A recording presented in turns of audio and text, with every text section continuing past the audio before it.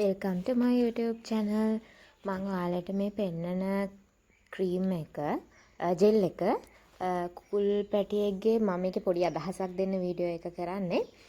කුකුල් පැටියෙක්ගේ කකුලක් කලින් කකුල් දෙකම යාට ඇවිදින්න බැරුව වගේ මේ කකුල් දෙකම එක ළඟ වැදෙනවා යද්දි ඇවිදින්න බැරුව හිටියා. ඊට පස්සේදී යාට අපි සාමාන්‍යයෙන් මම අර කලින් වීඩියෝ එකේ කරා වගේ එක පැටියෙක් පොඩි කාලේ ඉඳන්ම කහයි පොල් තෙලුයි දාලා කකුල් දෙකේ බැඳලා එයාගේ කකුල මේ සනීප වුණා. ඊට පස්සේ අපි මෙහාටත් ඒකම කරා.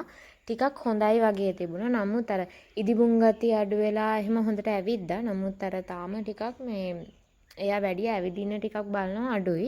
ඒ නිසා ડોක්ටර් කෙනෙක්ගෙන් එකගෙන ගියේ නැහැ. නිකම්ම ડોක්ටර් කෙනෙක්ගෙන් ගිහින් විස්තර කිව්වට පස්සේදී අපිට ওই ජෙල් එක තමයි දුන්නේ.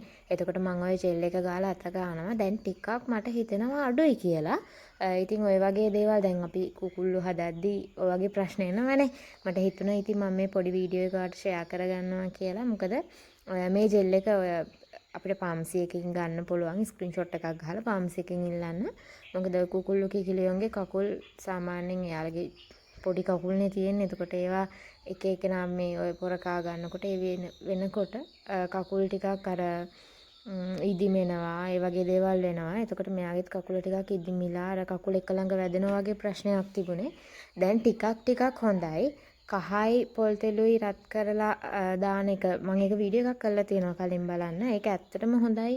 ඕනම කෙනෙකුට ඒක සාමාන්‍ය මිනිස්සුත් කරන දෙයක්නේ.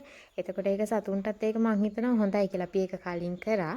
තවත් ඉස්සරහට හැමදාම මේක කරන්න බැරි නිසා දැන් ජෙල් එක ගන්නවා. ජෙල් එක ගාදී තව ටිකක් අඩු වුණා.